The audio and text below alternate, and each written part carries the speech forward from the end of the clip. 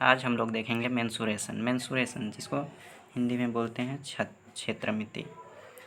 Maximum इसमें से question आपका 5, 4, 3, 2, 1 ऐसे पूछता है। 1, 2 हमेशा ऑलवेज क्वेश्चन रहता ही है इसमें से। जैसे सबसे पहले हम इसको पूरा बेसिक से समझेंगे कि असल में ट्रायंगल होता क्या है, rectangle, square, parallelogram, rhombus and more, और सब आगे धीरे धीरे बढ़ेंगे। तो सबसे पहले हम लोग जो स्टार्ट करने जा रहे हैं, अभी हम लोग देख रहे हैं ट्रायंगल। ठीक है, सभी प्रकार के त्रिभुज, ऑल टाइप्स ऑफ ट्रायंगल। लेकिन उससे पहले हम लोग देखेंगे कि ट्रायंगल होता क्या है। ठीक है, तो ट्रायंगल नॉर्मली ट्रायंगल का शेप ऐसा होता है। ठीक है, जिसमें ए बी मेरा BC एंड CA ये मेरा 3 साइड्स है। तो ट्रायंगल में 3 साइड्स होते हैं and 3 angle AB and C। Here angle आपको डिनोट कर शो किया गया है। ठीक है, ट्रायंगल डिनोटेड बाय ट्रायंगल छोटा सा स्मॉल डेल्टा की तरह यहाँ पे हम लोग बनाते हैं। एक त्रिभुज के 3 भुजाएं होती हैं तथा 3 कोण होते हैं। त्रिभुज को ये डेल्टा चिन्ह से दर्शाया जाता है। ठीक है, किसी भी त्रिभुज में 3 कोण का योग, ठीक है, किसी भी त्रिभुज में 3 कोण का योग मतलब angle A, angle B and angle C का आपका सम जो होगा ऐड, है ना, इस तीनों एंगल का ऐड करेंगे तो टोटल कितना आएगा 180 डिग्री। वही यहाँ पे लिखा गया sum of 3 angles of triangle is equals to 180 degree. Now अब देखते हैं पेरीमीटर क्या होता है। तो ट्रायंगल का तीनों साइड को, ठीक है, जैसे यहाँ पे ए बी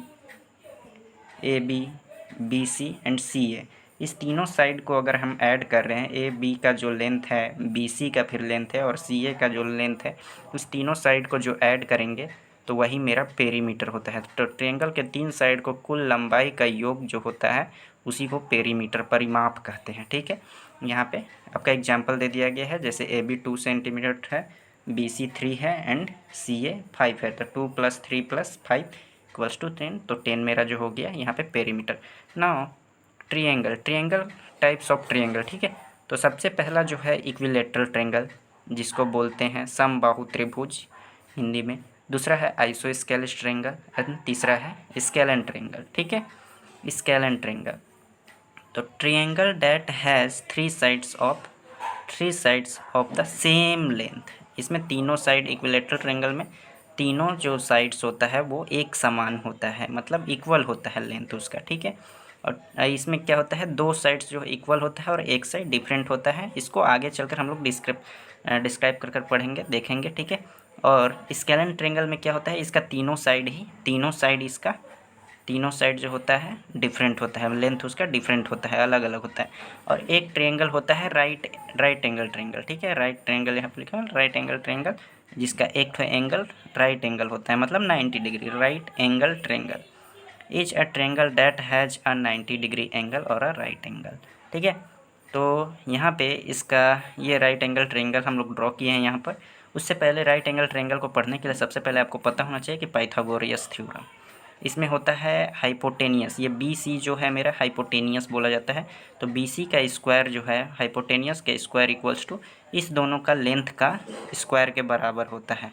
ठीक है, तो AB स्क्वायर यहाँ पे लिखा हुआ है BC square equals to AB square, इसका लेंथ का स्क्वायर प्लस AC का स्क्वायर। ठीक है, तो यही यहाँ पे लिखा हुआ है। ठीक है, तो ये हम लोग राइट एंगल ट्रायंगल देख लिए। इसका एरिया निकालना होगा तो half into base into height कर देंगे। बेस ये है मेरा, हाइट ये है, तो half into base into height कर देंगे तो एरिया निकल जाएगा। पेरीमीटर आपको बता चुका हूँ कि तीनों साइड को ऐड कर दीजिएगा लेंथ इसका, तो आपका पेरीमीटर निकल जाएगा। और सम जो होता है इसका, ये तो 90 डिग्री ऑलरेडी हो गया, और इस दोनों एंगल को भी ऐड कर देंगे, मतलब तीनों एंगल को ऐड करेंगे तो आपका 180 डिग्री होगा। ठीक है, अब नेक्स्ट देखते हैं।